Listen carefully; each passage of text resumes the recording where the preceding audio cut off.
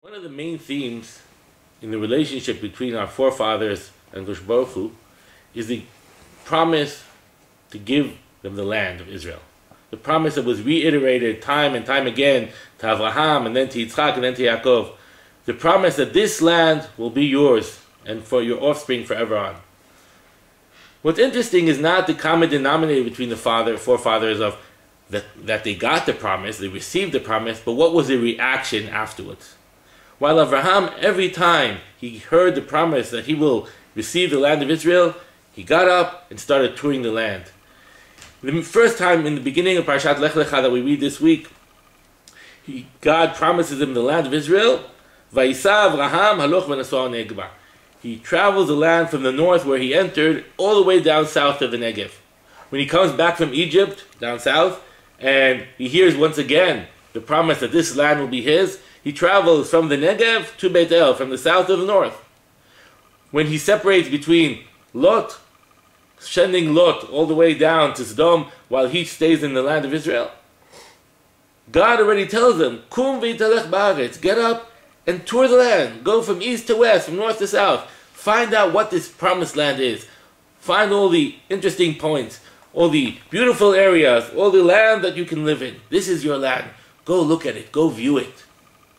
When Yitzchak, his son, receives the same promise, God tells him, stay in this land, live in this land, because this is your land. Yitzchak does just that. He stays there. He lives where he was promised. Vayadel Sham, Yitzchak, Vayeshev Yitzchak beGar. He was in Gra, in this place called Gar, when he was promised the land. He stayed in Gra. He bought a field, he planted, he sowed, he reaped, harvested. He took the land as an acquisition. And when he does leave Gra, doesn't go far. He moves on a little bit further to the east, but not far. He stays within the vicinity where the promise was given.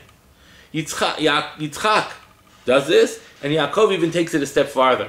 When Yaakov, his son, comes back from his stay with Lavan, he enters the land from the north again. The first thing he does, he builds a house. Then again he's promised the land, and then what does he do? He buys a plot of land. Yitzchak and Yaakov feel that the promise only comes to fruition when an acquisition happens. It's not enough to go tour. You have to actually buy it. Presumably the difference between Yitzchak, Yaakov on the one side, and Abraham has a lot to do with what their choice of work was. While Abraham was the shepherd, hence taking his sheep, looking for grazing land from here to there. When it's dry up here, you go there, you move around with your sheep. Yitzchak and Avraham and Yaakov weren't shepherds necessarily. They had sheep, they had flocks, but they were mainly farmers. They plowed, they sowed, they reaped, they harvested, they worked the land.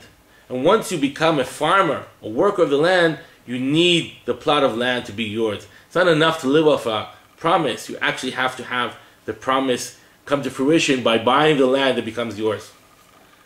Interestingly, there is one plot of land that Abraham did buy, a gravesite. Once you're a shepherd, you don't need land to live on. You don't have to be yours.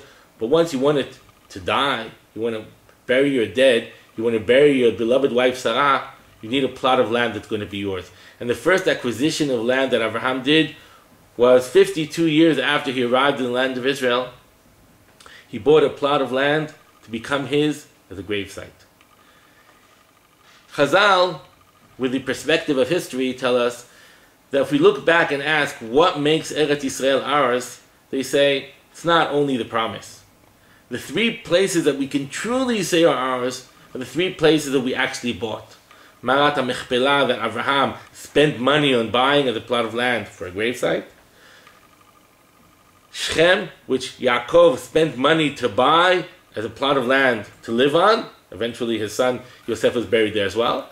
And the third place is Bet HaMikdash, the place that David HaMelech spent money to buy. Chazal are telling us that although we have a godly promise that the land will be ours, it's not enough to have the promise. We actually have to change the promise into reality. And that change is ours. The way we've done it in the Bible times is by it. Just having a promise isn't enough. We actually have to make it ours by acquiring it. Shabbat Shalom.